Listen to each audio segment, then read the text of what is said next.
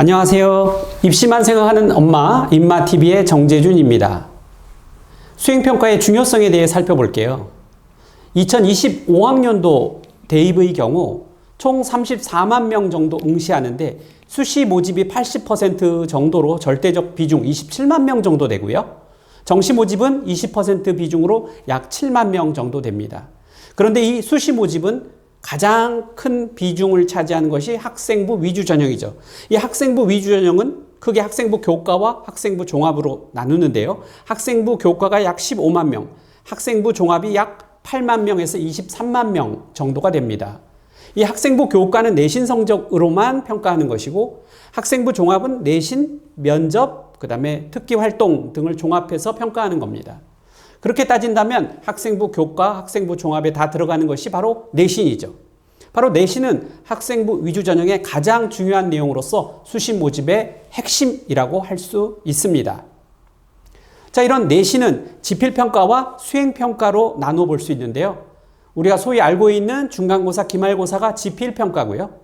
수행평가는 보고서, 발표, 토론, 실기 이런 것들을 토탈해서 점수에 반영하는 것이 수행평가입니다. 이런 수행평가는 100% 중에 약 40%.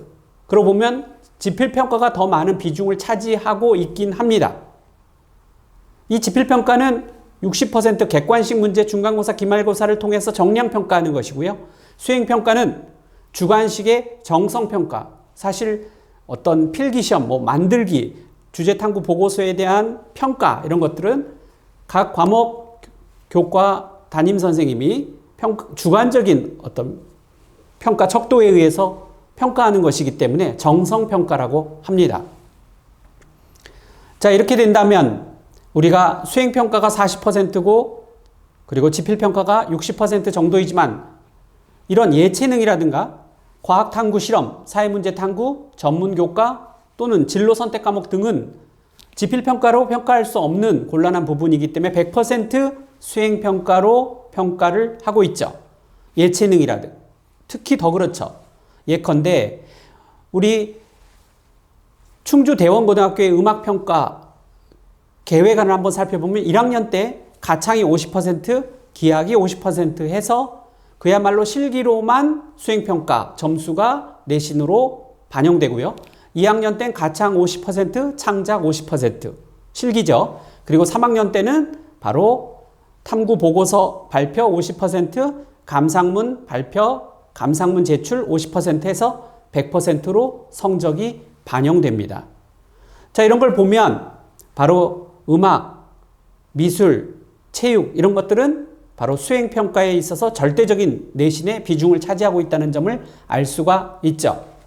자, 그 중에서 그러면 수행평가에서 가장 중요한 게 뭐냐? 물론 실기이겠지만 그거를 뒷받침하는 것은 바로 탐구보고서가 되겠습니다.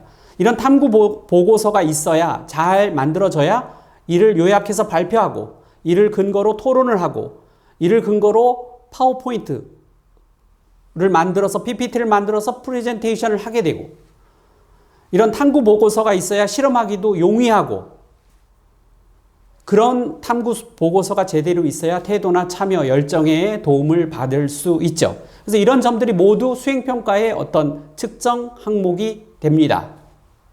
자, 입시만 생각하는 엄마 임마TV의 정재준이었습니다. 감사합니다.